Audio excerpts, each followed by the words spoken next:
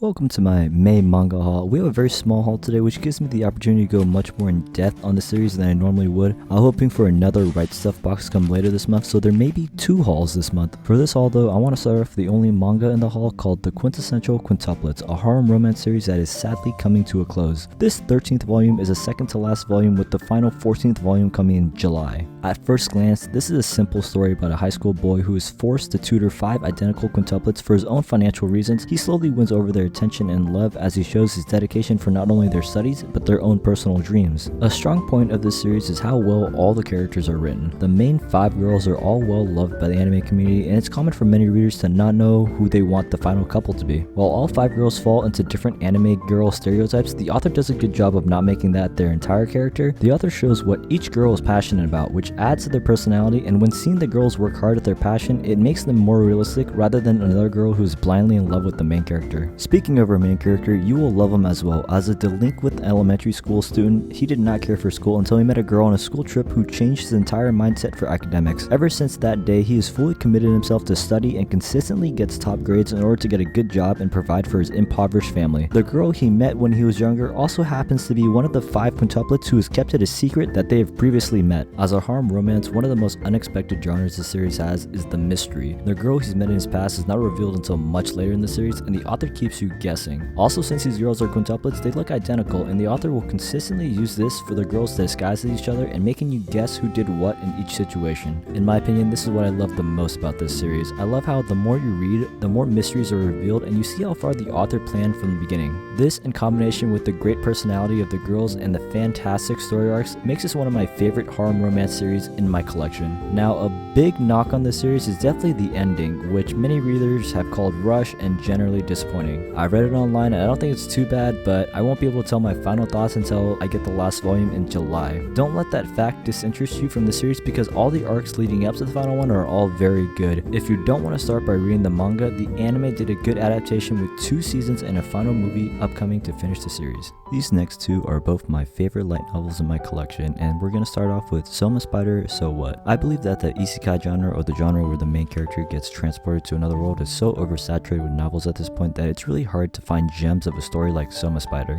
This story does everything right, with our main character reborn as a spider in a world where skills and magics are available to everyone. She struggles to survive as one of the weakest monsters in the world and has to overcome countless challenges just to live in one of the most dangerous dungeons in the world. The main character is full of personality and makes lots of jokes, which could be her way of coping with how she is in constant danger and how she is completely fighting alone in a new world. The author shows that even though the weakest monsters are a threat to our spider, and since our spider doesn't have any overpowered ability that helps her win, every battle feels completely earned when she is able to outsmart her opponents for her victory. Now, a thing that is different about this story compared to others that I've read is that every other chapter flips to another character's perspective. The world not only has our spider reincarnated here, but also her entire high school classroom was transported to this new world, with most being reborn as humans. As our spider is fighting for her life in a dungeon, we also see the outside world and the perspective of other classmates who have also been born as royalty. We also see the teacher's perspective in the new world, and not only that, as the story goes on, you see the perspective of most of the side characters that were originally from the world as well. This is a great style in my opinion, because you're not just trapped with the narrative that our protagonist has, but you're able to understand the actions of every character, including the villain, which helps you empathize with them in a way that other stories just can't quite do. In terms of villains, this story has one of those loose antagonists, which I love, because since you get to understand every character's action, you begin to lose the mindset that there's only one villain in the story, and you see it more as there are people who truly believe that they have good intentions, but their actions negatively affect those around them. Not necessarily because they're evil, but because they don't have the ability to see the full picture like we do. We have the luxury of seeing every perspective when the characters only get one, so it's natural for them to believe that what they're doing is right.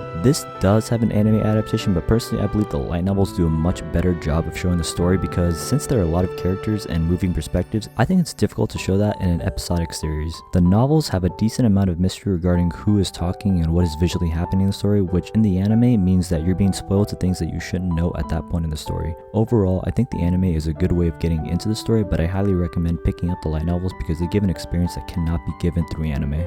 My last pickup this month is Volume 7 of The Classroom of the Elite light novel, a story about a high school boy who enrolls in a private high school where your ranking determines your worth. There are 4 classrooms, with Class A being the highest and a protagonist's classroom being D being the lowest and known for having the defects. The twist is that our protagonist is actually a hidden genius who purposely got average test scores to hide this. He wants a normal high school life where he can live peacefully, but finds that peace is hard to obtain as he is constantly put in situations where people disrupt this peace. Things like mandatory school events and opposing Class A, B, and C students all challenge him and force him to use his intelligence. Since he doesn't like to draw attention to himself, he works completely behind the scenes with a few Class D students knowing his true abilities. It's what I love about this story. The main character is a complete badass who is smarter than any other student, and even though he's using the bare minimum of his intelligence, he's still able to outsmart any opponent. Every new volume brings a new challenge for a protagonist, and he is consistently able to come out on top. This general plot doesn't get stale because we know our hero is smart, but it's not shown how brilliant he is until the later volumes where he faces smarter opponents and greater challenges. This story also has a great cast of supporting characters that each have their own motivation and goals to move to Class A, which makes the world have a more realistic setting. Characters' actions make sense no matter if they're good or bad. You understand why that character would do such a thing. There's also a good bit of mystery surrounding each character's past, especially our main characters, that gets slowly revealed with each volume. Now, one thing you'll notice about the light novel series is that there are 0.5 volumes, and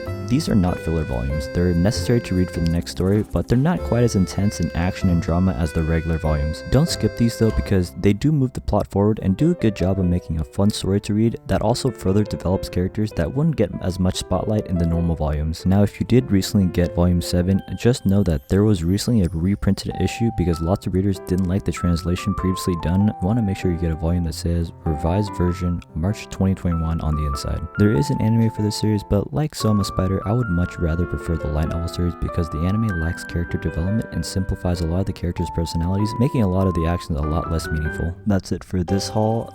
I know it was kind of small, but I'm hoping Right Stuff does have my second package because I did order a lot for this month, but if that doesn't come, then it will come for the June manga haul. Hope you guys have a good day. Bye bye.